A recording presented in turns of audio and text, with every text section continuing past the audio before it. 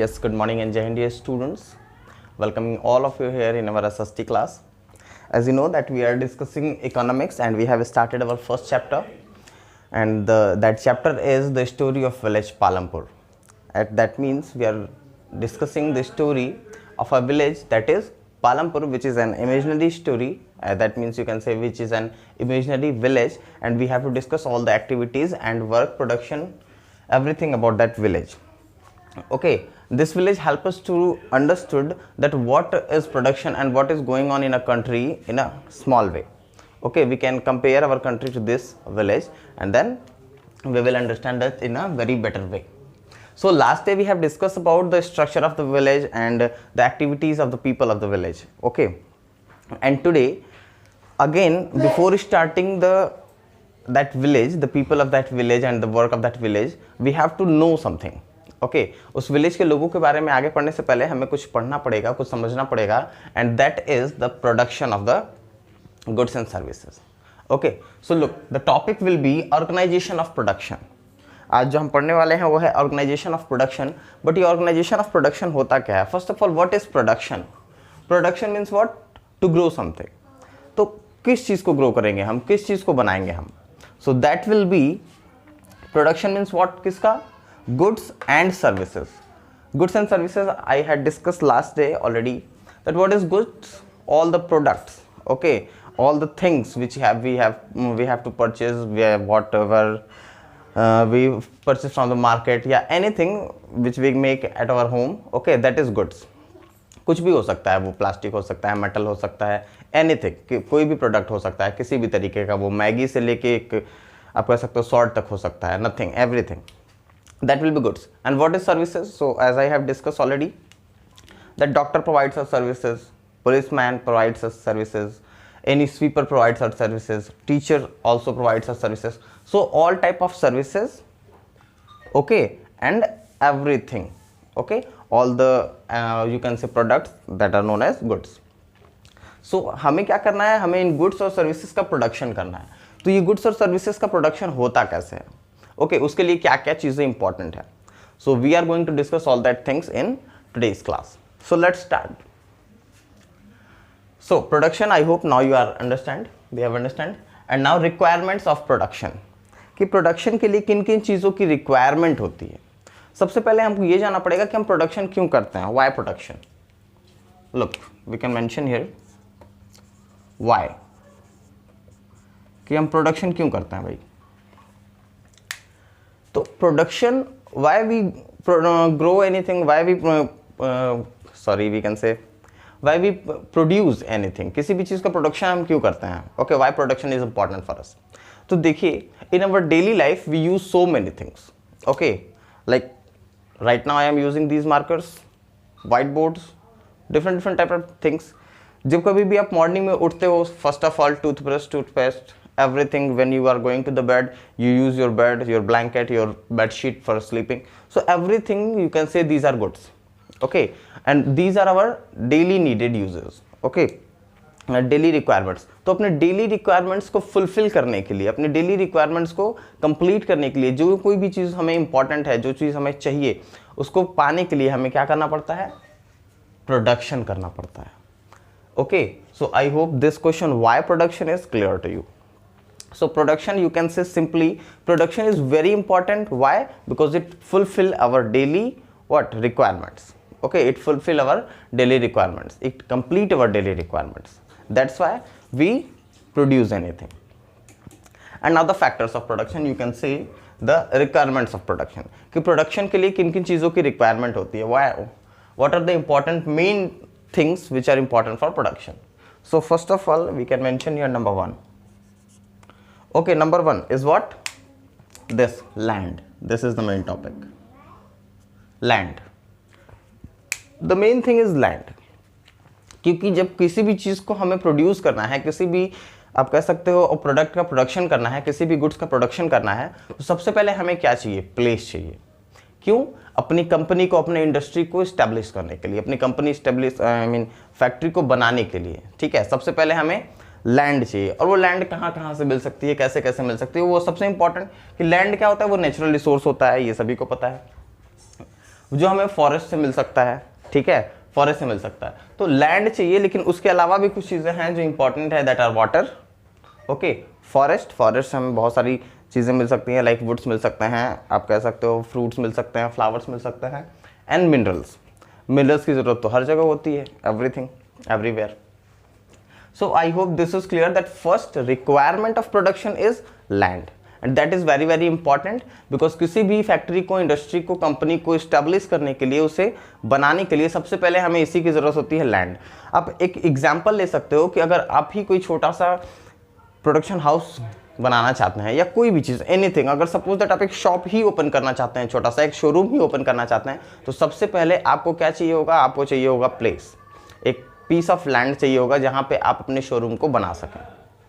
Okay, so now the second point, and these you can understand in a very better way if you assume okay, that you are going to establish something, if you are going to product something, okay। तो आप assume कर लो कि आप सभी लोग को क्या करना है कि आप एक छोटा सा इंडस्ट्री establish करने जा रहे हैं, and that industry will be of markers, okay, कि आप एक मार्कर की एक छोटी सी इंडस्ट्री establish करने जा रहे हैं।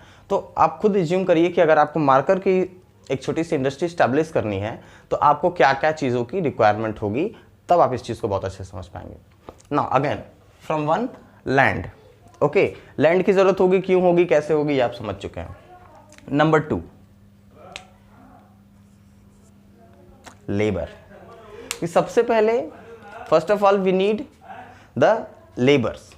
हमारे कंपनी को बनाने के लिए भाई, हमारे शोरूम को जो हम बनाने वाले हैं, जो हम इंडस्ट्री बनाने वाले हैं एक छोटे से मार्कर का, उसके लिए क्या होंगे, चाहिए होंगे लेबर्स, चाहिए होंगे। लेबर्स बहुत इंपॉर्टेंट है, why, because they will help us to build our industry ना, they will help us to build our company, our factory या शोरूम भी अगर आप बनाना चाहते हैं तो सबसे पहले तो हमें लेबर्स की ज़रूरत पड़ती है। और देखिए लेबर्स भी पहले, सबसे पहले ये स्टेब्लिश करने में भी हमारी हेल्प करते हैं और स्टेब्लिश करने के बाद भी हमारी हेल्प करते हैं। कैसे करते हैं समझते हैं।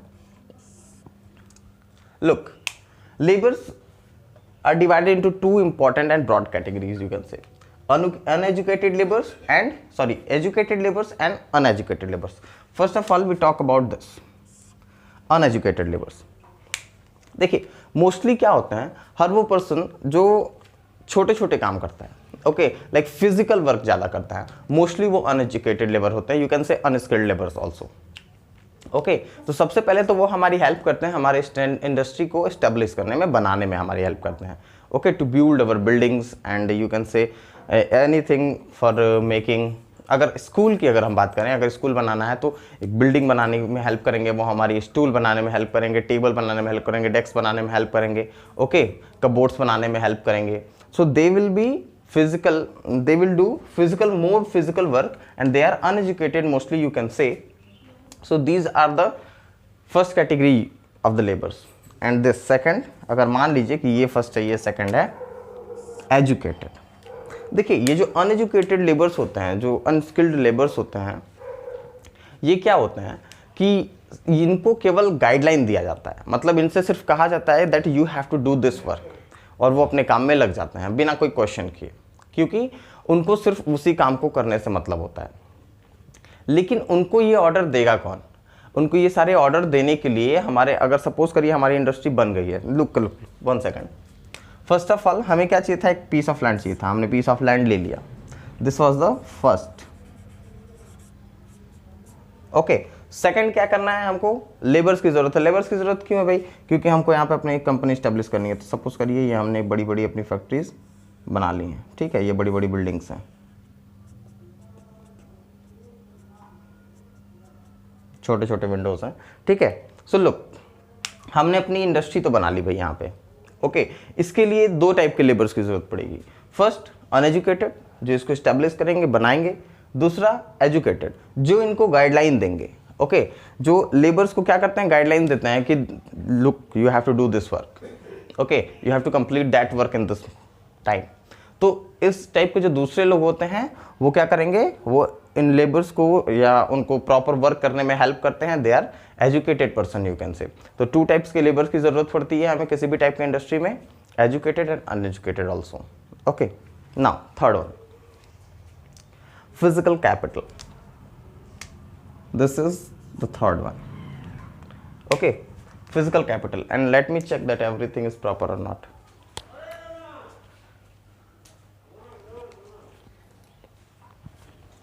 Now this physical capital number 3, which is requirement for any production.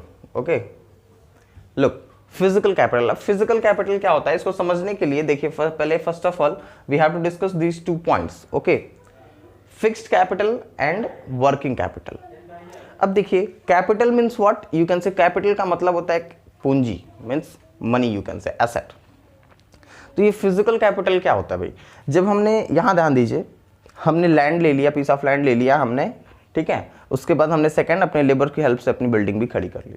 अब बिल्डिंग तो खड़ी कर ली, लेकिन मार्कर्स को बनाने के लिए वहाँ पे बहुत सारे टूल्स की ज़रूरत पड़ेगी, मशीन्स की ज़रूरत पड़ेगी, है ना, अलग अलग डिफरेंट टाइप के इक्विपमेंट्स की ज़रूरत पड़ेगी.